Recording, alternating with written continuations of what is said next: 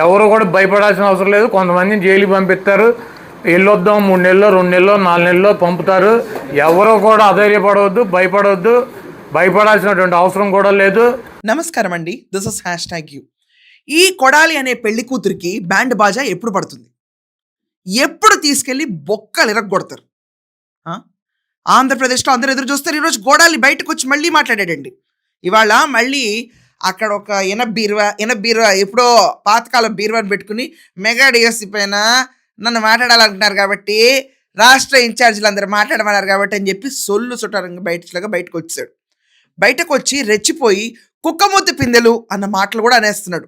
ఇటువంటి జగన్మోహన్ రెడ్డి లాంటి వీరుడిని కుక్కమూతి పిందెలు, ఈ రాజకీయం కోసం భార్య బట్టలు చించేటువంటి పార్టీలు, రాజకీయాల్లో 4 ఓట్ల కోసం అర్థమైనటువంటి అబద్ధాలు చెప్పేటువంటి ఈ రాజకీయ నాయకులకి జగన్మోహన్ రెడ్డి గారికి నక్కకే నాగలోకానికి ఉన్నంత డిఫరెన్స్ ఉంటుంది. ఈ డిఫరెన్స్ను ఇప్పటికే రాష్ట్ర ప్రజలు గుర్తించారు. అది కాకుండా చంద్రబాబు నాయుడు ఇష్టం వచ్చినట్టు ఈరోజు లోకేష్ని ఆడేసుకుంటున్నాడు. ఈ కొడాలి నాని పెళ్లి కూతుర్ని సవ్వరంగా పెళ్లికి రెడీ చేస్తే తప్ప ఇతను సెటరేట్ అవ్వడు. దానికి కూడా ఏమంటున్నాడంటే, వెళ్ళొద్దాం 3, 4, 5 నెలలు జైల్లో ఉందాం, ఏం పోయింది అంట. లోకల్ బాడీ ఎన్నికలకి ప్రిపరేషన్ కోసం యునానిమస్ అవ్వకూడదని జగన్మోహన్ రెడ్డి ఏదైతే అన్నాడో దాని గురించి క్యాండిడేట్ 3, 4 ఏళ్ళు జైల్లో ఉందాం పర్లేదు అంటాడు. ఏంటి నా మొక్కేయండి. ఇక్కడ ఎవరు కూడా భయపడాల్సిన అవసరం లేదు. కొంతమందిని జైలుకి పంపిస్తారు, వెళ్ళొద్దాం 3 నెలల్లో 2 నెలల్లో 4 నెలల్లో పంపుతారు. ఎవరు కూడా అధైర్యపడవద్దు, భయపడవద్దు, భయపడాల్సినటువంటి అవసరం కూడా లేదు. చంద్రబాబు నాయుడు గారు బ్రిడ్జ్ అన్న విషయం స్పోర్ట్స్ కోటా గురించి ఎక్స్ప్లెయిన్ చేసినా కూడా ఈ పాపిస్టోళ్ళకి, ఈ నిశానీ గుర్తుగాళ్ళకి బ్రిడ్జ్ అని చెప్తే పేకాటని తీసి డిఎస్సీలో ఎలా ఇస్తారని చెప్పి ఈ కొడాలి కూడా మాట్లాడుతున్నాడు. ఎయిటర్ ఆ మొక్కడేంటి స్పోర్ట్స్ కోటా అంటే ఏంటి? పేకాట. ఎందుకంటే ఇంకే ఆట ఆడినాడు లేరు వీళ్ళకి, కాబట్టి ఆ పేకాటను కూడా కలిపేసి బ్రిడ్జ్ గేమ్ దాంట్లో ఇచ్చేశారు.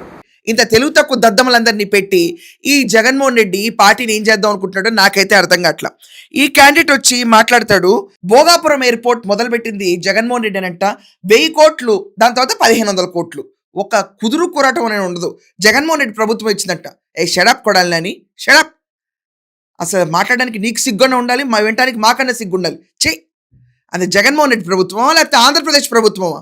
సిగ్గుసరం లేకుండా రోత వాళ్ళలాగా తయారయ్యి వీళ్ళందరూ మాట్లాడుతున్నారు. శంకుస్థాపన చేసింది చంద్రబాబు నాయుడు గారు, ల్యాండ్ ప్రొక్యూర్ చేసింది చంద్రబాబు నాయుడు గారు, దాని పర్మిషన్స్ తీసుకొచ్చింది చంద్రబాబు నాయుడు గారు.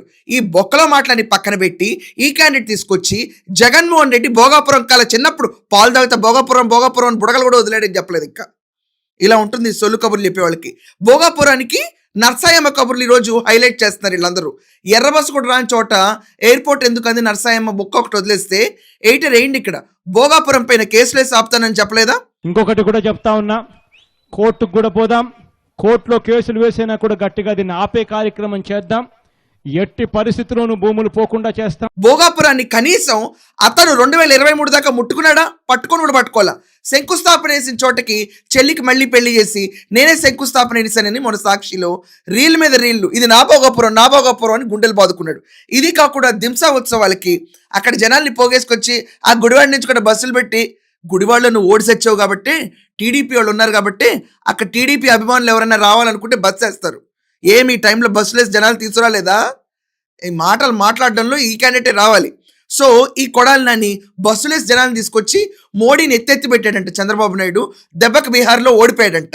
సో చంద్రబాబు నాయుడు గారు ఎత్తడం ఏంటి, దానికి ఓడిపోవడం ఏంటి? కుదురు కోరాటం లేని క్యాండిడేట్లే తయారయ్యాడు. ఇది కాకుండా నరేంద్ర మోడీ మీద వీళ్ళ స్వరం వ్యతిరేకంగా వినిపించడం మొదలుపెట్టారు. కాలం మూడుతుంది. ఈ లెక్కను చూస్తే కనుక జగన్మోహన్ రెడ్డి అరెస్ట్ అవుతాడు. ఇంకా విచిత్రమైన వార్త ఏంటంటే 2029లో జగన్మోహన్ రెడ్డి వస్తాడంట. వచ్చిన తర్వాత వీళ్ళు ఏవైతే అరెస్టులు చేస్తున్నారో దానికి 10 తిరిగి ఇస్తాడంట. ఏంటి రామక్ కూడా అయింది ఇక్కడ.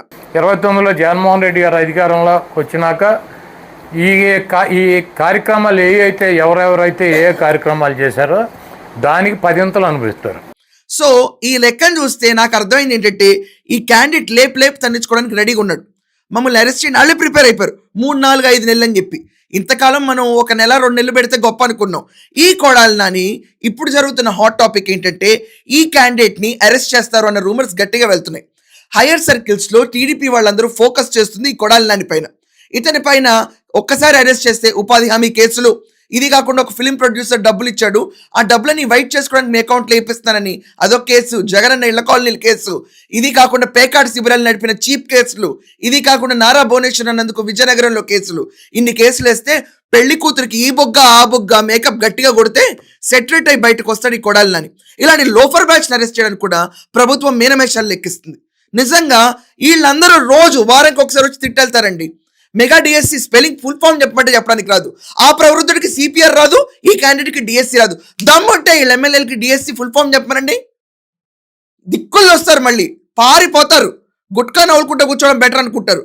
డిఎస్సి ఫుల్ ఫామ్ రాదు, సిపిఆర్ ఫుల్ ఫామ్ రాదు, మొత్తం బుడబక్కల బ్యాచ్ అందరిని తీసుకొచ్చి నుంచోబెట్టి మాట్లాడు అంటే ఈ కొడాలని కూర్చుని ఆ మెగా డిఎస్సి పైన ఏం మెగా డిఎస్సి పైన ఏం మెగా డిఎస్సి పైన పేకాట్ల నెలలకు మెగా డిఎస్సిలో ఇచ్చారా?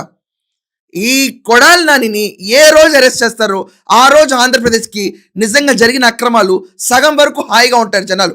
రోజా పక్కన పెట్టండి, కొడాలి నాని ఇవ్వాలి ముందు. ఈ రోజు బయటకు వచ్చి రెచ్చిపోయిన కొడాలి నానికి నేను విన్న వార్తల ప్రకారమే చెప్తున్నాను, ఎస్ ఈ వారం ఈ క్యాండిడేట్ కదలిక ఉంటుందని, ఉండకపోయినా నన్ను కదిలించండి అన్న రీతిలో ముందుకు వస్తున్నాడు. యునానిమస్ అవ్వకుండా వచ్చే లోకల్ ఎలక్షన్లో వీళ్ళు కంటెస్ట్ చేస్తారంట. నిదర్శనం ఆదర్శంగా నుంచుకుపోతుందంట. 2029లో ఆ జగన్మోహన్ రెడ్డి వచ్చేలోపు నీకు 10 కాదు 100 రెట్లు పడతాయి. ఆ జగన్మోహన్ రెడ్డి రాడు పెట్టడు, దింసా ఉత్సవాలు చేసుకుంటూ కూర్చుంటావు, నువ్వు చూస్తా ఉండు. సో మీరందరూ ఇంత రెచ్చిపోతున్న ఈ కొడాలి నాని పైన మీ ఒపీనియన్ ఏంటో ఖచ్చితంగా రాయండి. That's all for now. Thank you.